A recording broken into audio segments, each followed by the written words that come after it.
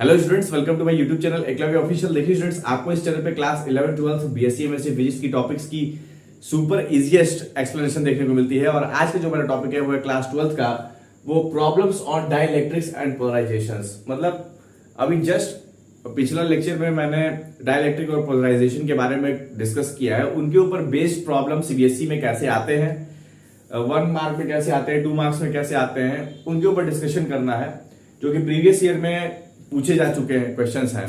तो जो पहला क्वेश्चन है वो ये देखिए, सीबीएसई 2005 में पूछा गया हुआ है, why does the electric field inside the dielectric decrease when it is placed in external electric field. जब भी किसी डाइलेक्ट्रिक को एक्सटर्नल इलेक्ट्रिक फील्ड में प्लेस किया जाता है तो इलेक्ट्रिक फील्ड डिक्रीज करने लगती है। क्यों, क्या कारण है, ये पूछा गया है। तो देखिए, जब भी हम किसी डाइलेक्ट्रिक को प्लेस करते हैं, डाइलेक्ट्रिक हम कंसीडर कर लेते हैं,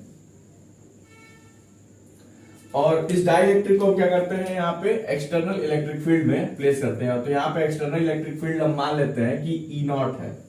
हम सपोज करते हैं कि यहाँ पे जो एक्सटर्नल इलेक्ट्रिक फील्ड है वो ई नॉट है, और इसमें जो मॉलिक्यूल्स होंगे, इस पूरे डाइलेक्ट्रिक के जो मॉलिक्यूल्स होंगे, जैसे ही इलेक्ट्रिक फील्ड में इस डाइलेक्ट्रिक को रखा जाएगा, इसके मॉलिक्यूल्स अलाइन हो जाएंगे। इलेक्ट्रिक फील्ड का जो डायरेक्शन होगा, ये इलेक्ट्रिक फील्ड का डायरेक्शन है, एक्सटर्नल इलेक्ट्रिक फील्ड का डायरेक्शन। तो जो निगेटिव चार्ज होगा वो इलेक्ट्रिक फील्ड के डायरेक्शन के अपोजिट डायरेक्शन में सिचुएट हो जाएगा, और जो पॉजिटिव चार्ज होगा वो इलेक्ट्रिक फील्ड के डायरेक्शन में सिचुएट हो जाता है। ये बता चुका हूं पहले भी मैं। तो इसके जो मॉलिक्यूल्स होंगे, इस तरीके से मैं यहां पे बना देता हूं, अलाइन हो जाएंगे। एक तरफ पॉजिटिव हो जाएगा और एक तरफ क्या हो जाएगा, negative. Positive negative, positive negative, positive negative, negative positive, इस तरीके से ये इस तरीके से सिचुएट हो जाएंगे, है ना। तो आप देख सकते हैं कि ये एक तरफ क्या आ गया, ये पूरा एक कॉलम अगर देखिए तो एक तरफ ये पूरा निगेटिव आ गया, और दूसरी तरफ क्या आ गया आपका, ये पूरा पॉजिटिव आ गया। बात समझ में आ रही है। तो इस डाइलेक्ट्रिक के अंदर इलेक्ट्रिक फील्ड प्रोड्यूस होगी, जिसको electric field due to polarization बोलेंगे, ईपी। तो यहां पे जो इलेक्ट्रिक फील्ड प्रोड्यूस होगी वो पॉजिटिव टू निगेटिव जाएगी। मींस पॉजिटिव इधर है, निगेटिव इधर है। ये पॉजिटिव का कॉलम है, ये पॉजिटिव का कॉलम है, और ये निगेटिव का कॉलम है। तो पॉजिटिव से निगेटिव की तरफ जाएगी, तो जो ईपी बनेगा हमारा वो पॉजिटिव से निगेटिव की तरफ बनेगा। और ईपी क्या है, electric field due to polarization. Polarization की वजह से जो यहाँ पे इलेक्ट्रिक फील्ड पैदा हो रहा है वो यहाँ पे ये है।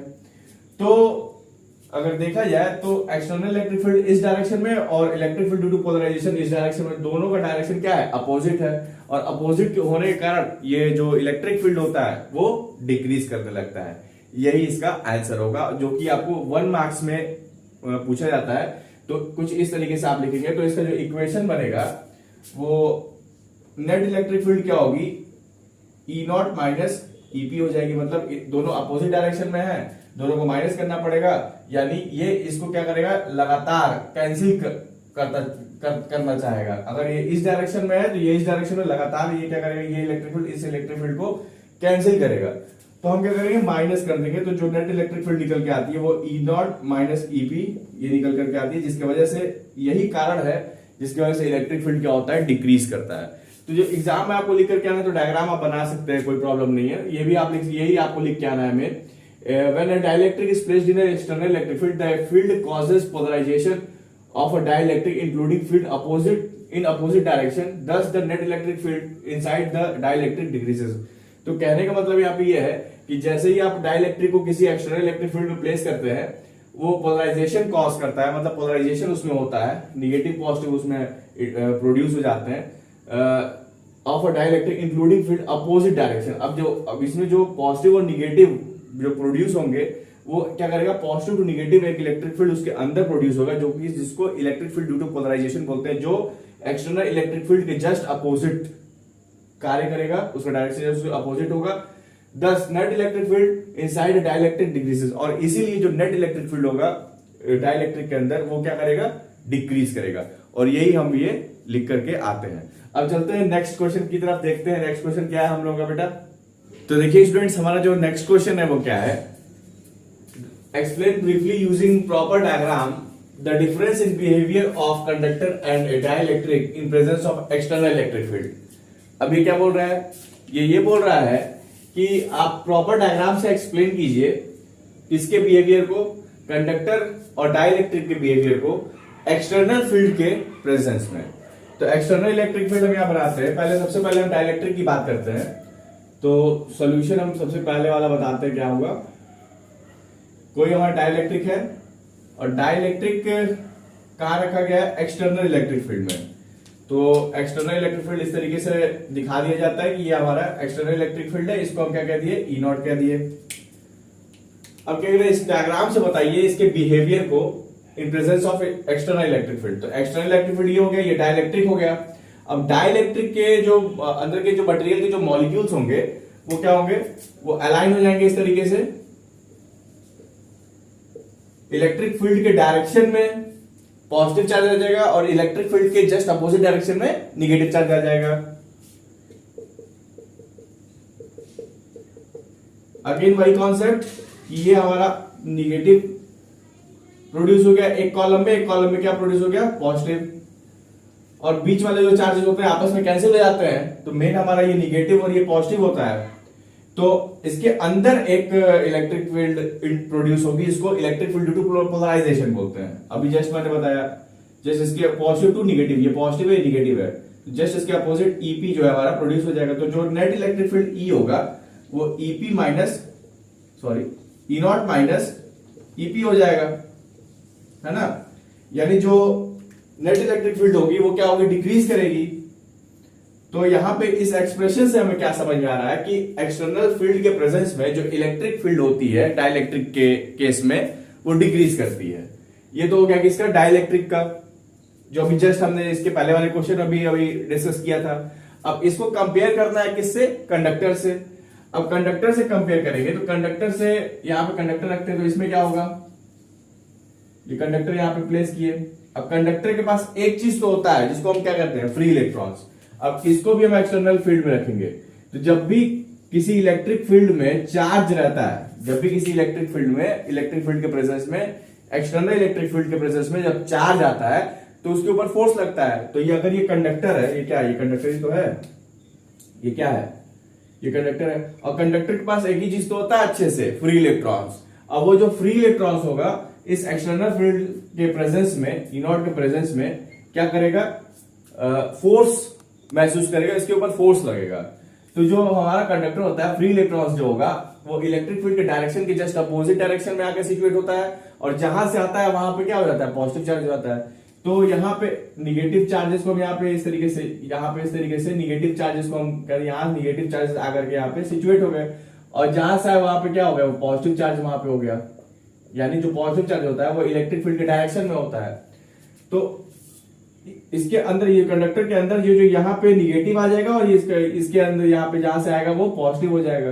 तो इसके अंदर जो इलेक्ट्रिक फील्ड पैदा होगी वो पॉजिटिव टू निगेटिव होगी इस तरीके से। तो देखिए जो हमारा इलेक्ट्रिक फील्ड आपका एक्सटर्नल इलेक्ट्रिक फील्ड है वो इस डायरेक्शन में, और जो आपका electric field due to polarization है वो इस डायरेक्शन में, ठीक है, दोनों अपोजिट डायरेक्शन में है।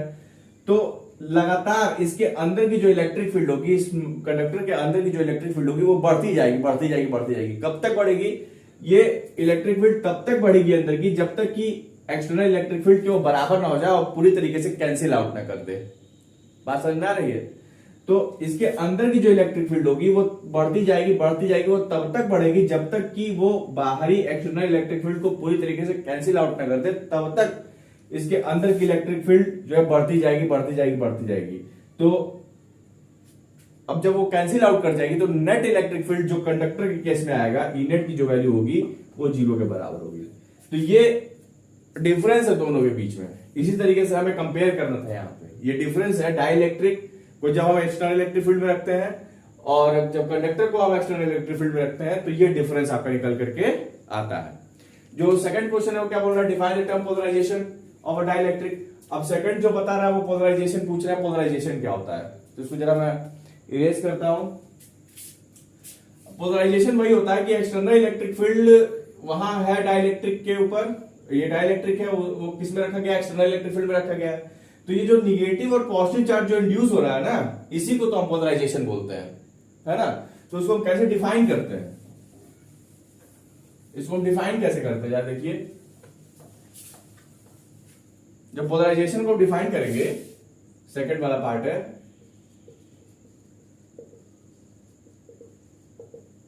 कैसे डिफाइन होगा, net electric dipole moment upon में वॉल्यूम ऑफ द डाइलेक्ट्रिक, यही फॉर्मूला होता है। इसी तरीके से हम डिफाइन करते हैं पोलराइजेशन को। अब पोलराइजेशन जो डिफाइन होता है, आगे पूछ रहा है right the expression for the linear isotropic dielectric in terms of electric field. तो यहां पर ध्यान दीजिएगा कि जैसे जैसे इलेक्ट्रिक फील्ड को बढ़ाएंगे पोलराइजेशन उतनी ही अच्छे से और अच्छा होता जाएगा, उतना ही तगड़ा होता जाएगा।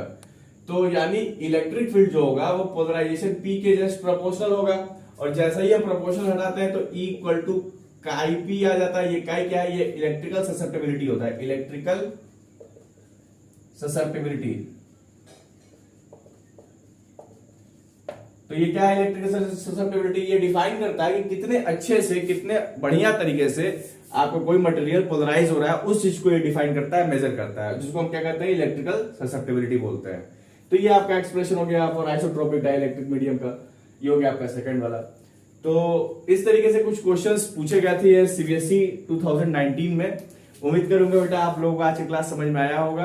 वीडियो अगर पसंद आई हो तो क्लास को, चैनल को सब्सक्राइब और वीडियो को लाइक जरूर कीजिएगा स्टूडेंट्स, और नोट्स के लिए जरूर से टेलीग्राम चैनल को ज्वाइन कर लीजिएगा, जो कि डिस्क्रिप्शन बॉक्स में लिंक दिया हुआ है उसका नोट्स के लिए। थैंक यू सो मच बेटा।